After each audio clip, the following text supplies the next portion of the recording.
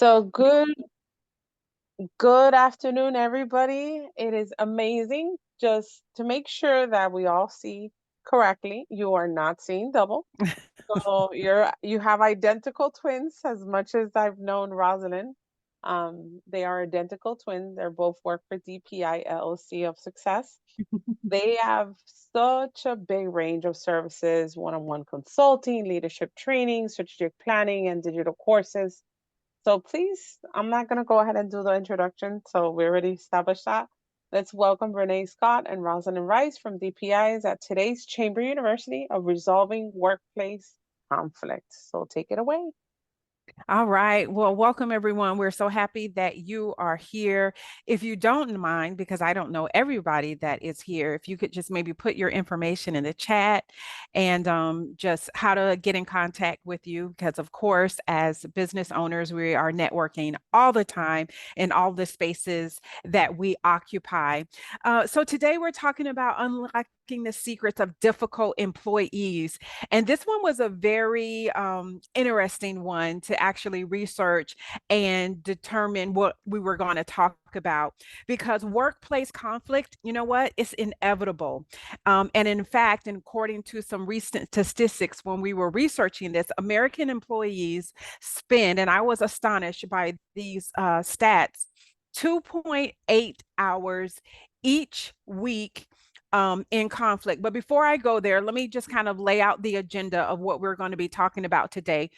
Because our mission is first and foremost, we're going to talk about what is the problem? What is workplace conflict? And then we're going to share with you 5 types of difficult employees so that you may see characteristics in your own employees or even in yourself. And then we're going to talk solutions. We definitely want to be able to talk with you about solutions. And then from there, we're just going to wrap up and provide you some resources. So we don't want to just talk about the problem. We're going to provide you solutions and then wrap it up from there. So going back to that stat that I just gave you, 2.8 hours each week, American employees are in conflict. And that equates to about 2.5 weeks every year of time that is spent on conflict. Conflict versus being able to collaborate, maybe with other business partners, or even being able to provide the great customer service that we desire to provide to our customers. So there is a cost to conflict. So thank you for being here because you are on the forefront of figuring out how to move beyond this conflict. 60%, another stat, of employees say they've never received even basic conflict resolution or management training. So, what is the impact of conflict? So, what is all of this? How does it impact us as employers, as employees? Well, according to the American Institute of Stress, American workers, can you believe, are among some of the stressed in the world in the world. And so conflict that is not dealt with is going to over time deteriorate your organization, and it's going to seep into the fiber of your organization, your customer service experience, your clients, your customers. And so American workers, they're stressed, and part of what they're feeling is it's hard for them to sleep. You have employee turnover. They have physical pain, whether it's neck pain because they're stressed, they're carrying the weight of the world on their shoulders. They're not as productive, so their productivity is lower. They're calling out sick. 1 million workers are absent daily across the US, and the conflict exists and on and on. Increased medical, legal, and insurance costs. So you name it, you're going to find it with stressed employees. And so the same study shows that poor communication and management practices are risk factors for poor mental health, which we are seeing across the US with our employees. So the negative influence of just one difficult employee, the conflict that you have with one employee, like I said, it can permeate every single fiber of your organization, your entire team. It saps morale. your employees lose their enthusiasm.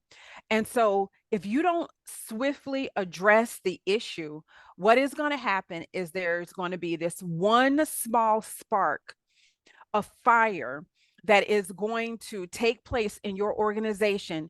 And when we say it's going to permeate your organization, if you don't take care and extinguish that spark, it's going to be a full on wild fire. So it is so important that you make sure to extinguish the one spark so that that wildfire doesn't present itself. And so that's why we are here, and that's what we want to change. We don't want you to have to deal with the wildfire. So as Is Patty anybody currently dealing with conflict? Have you ever dealt with conflict, not just personal, I mean, not just professional, but also personal? Yes. Yeah, Gina, right? I It's a think we reality. all would say that we have dealt with conflict, even if it's, That's it. children or spouse or partner or any relationship that you're in, friends, whatever the case may be. If you don't address it, you're going to end up, with a wildfire. So that's what we want to change. And so we are motivated, and I'm so happy the chamber is allowing us to just share, because we're motivated to bring you this webinar because of the pattern of complaints that we receive as consultants and hearing from business owners with regard to employee turnover, difficult employees. And what we want to do is we want to empower you to cultivate workplaces that thrive, that grow, and that are motivational to others, because we recognize that disagreements are going to take place. And so, as a result of that, conflict is inevitable. But I mean, we're all unique, different backgrounds, different lenses of which we see the world, different experiences, different emotions, personalities. But we're going to detail out the most popular five difficult employees and people that you may deal with. And so you're going to probably see some characteristics and behaviors that you've seen in your own workplace. As I said, you may even see it in yourself. And so that's what we are going to help you with. So I am Renee Scott. My sister is Roslyn Rice, and yes, we are identical twins. We some fun facts about us. We absolutely love Gators. We are part of the Gator Nation. We graduated from the University of Florida, but more importantly, we're bananas about business. We love helping entrepreneurs and individuals that are just trying to make their workplace better. All right.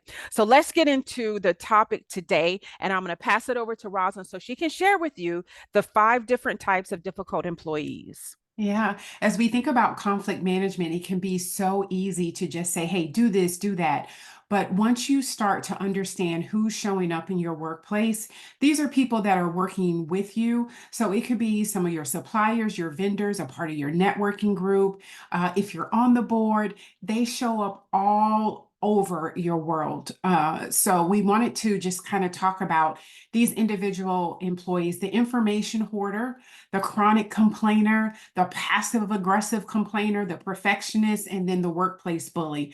And really, now that our multi generational workforces are here, there is definitely a different dynamic in the way that you motivate and communicate depending on the generations that are showing up in your workplace. So we'll start with the information hoarder. For me, I find this person to be really one of the most dangerous, and simply because this is the person who is intentionally withholding information. They don't want to be cross-trained. They want to kind of keep it all to themselves because they really feel that their job security is in jeopardy. But this is normally the person that is closest to the customer. This might be your right-hand person. It could be your business partner. It could be your salesperson, your office manager, depending on how your organization is set up. But really, sometimes we think the business owner holds the power in organization, and that's not always the case. The information hoarder is just taking all that information in because they want to make sure that they are the person that has to be there for the long haul. But what can this do? This can really impede the forward progress of a project. So if I have someone in marketing and they're working in the silo and they're holding all the information, and then the sales team come and ask for certain information, the two aren't talking, and that can really slow the customer experience that we want to provide for our clients. So the information hoarder, how many of you have dealt with this type of personality? Yeah. It can be dangerous because what can happen is that person will then almost not give you, as the business owner or whatever role you might be in, the information, and kind of like almost blackmail you with it. So be very, very careful. The other one is the chronic complainer. This is the person that there's just always something to complain about. The blue sky might be a little too blue, or the project that they're working on is just not the project that they want to be working on. This one is there to just really sabotage some time, the innovative ideas you might come up with. Maybe you invested in new technology and you're passing it along, and they just want to stay stuck in whatever it is that they're doing, and they are definitely complaining about it. I feel in the world there are problem solvers and there are problem seekers. And this is the one who is definitely always kind of looking with the lens of what is the problem. I will tell you that their voice carries weight within your company, and you do not want their type of behavior easily mimicked. So it's important that the tools that we'll provide, and we'll provide solutions for each of these individuals, definitely pay attention if you're seeing this. The next is the passive aggressive. Like, I love this picture because the passive aggressive is going to look at you, the way that they represent themselves, their behaviors is going to be completely different to what they are thinking. So they might be in there and they feel like you have consensus, you've kind of talked to them and it's like, yes. But then as soon as they leave, they're rolling the eyes, like the body language is all over the place. And you can definitely tell that there is discontentment that they have. They often will remain silent, not necessarily express their ideas verbally, but in regards to their body language, it is clear that they are not on board. So this is where you really want to make sure with this person that you want them to be collaborative and also be a part of a collaborative environment, but many times they are resistant to that. So the passive aggressive. And again, we might see this, we're talking professionally, but I guarantee you've seen this in regards to your personal life as well. The fourth one is the perfectionist. And my goodness, we think that this is the person that we want to have on our team. But the reality with this person sets excessively high standards and they are on a fast track to burnout. And when we are talking about burnout, we're not talking about someone being tired. We're not talking about someone being exhausted. When you are at the point of burnout, it can take you 2 to 3 months to kind of get back to that productivity level that you had. So setting the unrealistic expectations, um, and leading to that fast track of burnout, you need to be aware that this might not feel like the difficult person, but man, they are setting a model in your organization that you do not want. I want you to think about if there was someone who was exhibiting this type of behavior and they're just setting these very tight timelines to get projects done. And then the cascading effect of that is that people are stressed out because of unrealistic deadlines. So the perfectionist. And then there's just the number 5, the workplace bully, the person who is very intimidating. My sister thinks this picture is the best. The person who is they're just aggressive, they're intimidating. And many times this person can actually be a high performer. So you might overlook their behavior, but we would absolutely recommend that you not do that. The moment you hint any type of negative behavior that is condescending, intimidating, aggressive, even if it's microaggressive, you need to have very clear expectations. Go back to your policies. If you're not sure how to have a policy, definitely talk to Lisa, who is an incredible HR consultant. But you need to implement consequences for this type of behavior in the workplace. So, Renee, what have you What have you can put it in the chat, ladies? Which one have you And experienced? gentlemen, and And gentlemen. gentlemen, oh, sorry, yes, and gentlemen. And I want you to understand many times we can be one of these five characters. If we're honest, we could be the perfectionist or the passive aggressive communicator or the workplace bully or the let me go back, the chronic complainer, right? It just depends on the day that you catch us. So put in the chat, which one have you seen in the workplace, ladies and gentlemen? Thank you for that, Renee. So Patty says she's seen all of them. Lisa says she's dealt with all of the above. I definitely have dealt with a couple of them as an employer and have lost employees because of it. One of the ones that has impacted me was the perfectionist Mm, and the burnout. And when we were doing the research and we saw that 52% of employees right now are burned out, that was kind of shocking to see that. And because there are so many individuals that are burnt out. Gina, you says, I've seen all of them, and you yourself has been the perfectionist. mhm. Yeah, if I'm honest, I would probably say the perfectionism for me as well. Angela, you said passive aggressive, but I feel like another one is the oppositional person. Angela, come off mute. When you say the oppositional person, do you have maybe an example of that? Just someone who, no matter what, it's nothing to do with me sometimes, it can be with other people, but no matter if a suggestion's made, this person's, no, no, no, that doesn't work. I tried that. No, no, no. Well, what about Mm, this? No, haven't tried that. It's always opposite of what they've said. So that's why I'm like, I think it's kind of passive aggressive because, Yes. it's not being mean, but it's always opposite of whatever a suggest, even if it's something positive, it's opposite. So, okay. and I see that personally too with a lot of people. Mm-hmm. Yeah. Mm-hmm. Yes, Thank you for that. absolutely. Yeah, definitely. So Renee, I'm gonna turn it over to you. Let's talk about some solutions. We tired of hearing the problems, Renee. Yeah, I would agree. And so I would say if you are taking notes, this is definitely a good time to take notes because we're going to give solutions for each one of the situations that Rosalind shared. Now, no, there's no one size fits all, right, on how to deal with every unique situation, but we're going to give just some high level ways of dealing with the situations. So let's talk about because this is another thing that I want you to understand is that we're all biased in our beliefs, and biased is not a dirty word, it's not a bad word, it just is. And this actually is a really good quote. It says, we're all biased in our beliefs. Most of us think the opinions we hold are correct. And that includes the people that we are talking to. And it's so true. Like, I'm biased. I think my son is the best baseball player ever. We're biased. We love our Gators. And when you think about bias, it's really just a preference. Okay. So that's what that is.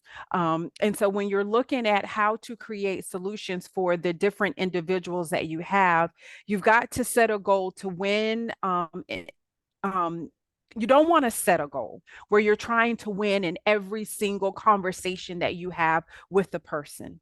But what you want to do is you want to seek to understand someone's belief, their morals, and their position. Okay. And we're going to talk a little bit about that later. So let's talk about the information hoarder and what can be done there. That is a to emphasize teamwork, collaboration, knowledge sharing, really making them realize that there is security in their job through transparent communication, because a lot of times a person is hoarding information because the root of that is just that they're fearful that if someone else learns their position, they may be moved right on out the way. You also want to create an environment where you are cross training your employees. And I can't say this enough. you want to document your processes. Mhm. We know what we know, but when we don't document our processes, it really encourages an environment of information hoarding. All right. And when we're talking about documenting your process, whatever your process is, whether it's your sales process, your new acquisition process, you want to have that information put in writing, or to be even more up to technology, maybe even doing small Zoom videos or Loom videos where you can create a catalog of information so that if someone is new and it's an onboarding process, maybe there's a video that you want them to watch. Maybe you're wanting to show them how to use a particular software within your organization so that it creates that collaborative environment. All Yes, right. and we are definitely able to help with that. And I think as business owners, we got to get it out of our head. Sometimes it's not malicious. We just keep hoarding the information. It's just in our head. We just know what to do. But if you're out of the business, God forbid, like a sickness or illness or something, a death in the family, what is your company going to do? So get it out of your own head. And DPI can definitely help with that. So next was the chronic complainer, right? That is a person who always has something to say. And Angela, this may even be that person of opposition that you were talking about, which is a little bit of passive aggressive and always complaining. So, first, we do want to acknowledge their concerns and frustration. However, we Mhm. want to set boundaries for them to express that negativity. All right. And a great place for that to happen is in one-to-ones. You should be having one-to-ones with your team, and we even encourage you to have it with your 1099, even if they're an independent contractor. If they are in any way representing your organization, you want to be having those one-to-one touch base, because it's extremely vital. That provides and opens up an opportunity for that person to share whatever frustrations they may have. If you find that they're always sharing it when you're in a meeting publicly, is it because you really haven't set time aside for you all to be having conversations more privately? Okay, so that's just a way from chronic complainer. Roslyn, did you want to add anything to that? No, that's good. Yeah. Okay, so now we move on to the lady with the rolling eyes, the passive aggressive communicator. Okay, so for this person, you want to just stay calm, right? You don't want to lead, and you definitely don't want to manage with emotion, because that can really create some tense and very intense workplaces. All right. So you don't want to lead with your emotions. You want to stay calm. You want to address their conflict, head on, whatever it is that they may be sharing. But remember, the passive aggressive is the one that may be smiling, and then when they walk away, they're just kind of talking about negatively everything that was just shared in, let's just say, for instance, a meeting. So Mhm. you, just like with the chronic complainer, you want to foster an environment where there is open communication, and you want to address whatever concerns they have pretty quickly. Because remember, we talked about that spark can lead to a wildfire. And so we want to be able to have our sparks extinguished as quickly as possible. You want to encourage this employee to express their opinions directly and constructively, promoting a culture of openness and understanding. I do want to share this with you. If you have a team, an organization, and you've never had any type of training, even like this, where people can identify where these different individuals may be sitting in the workplace, now is the time for you to really consider, wow, is it something that I need to bring to my own organization? With a passive aggressive, allow silence when you're sitting with them, maybe one on one. You want to be okay with silence, because silence is a great tool, one, to kind of calm the situation, diffuse any type of fiery characteristics that the person may have. It provides the safe space. It also provides time for self reflection during a conversation.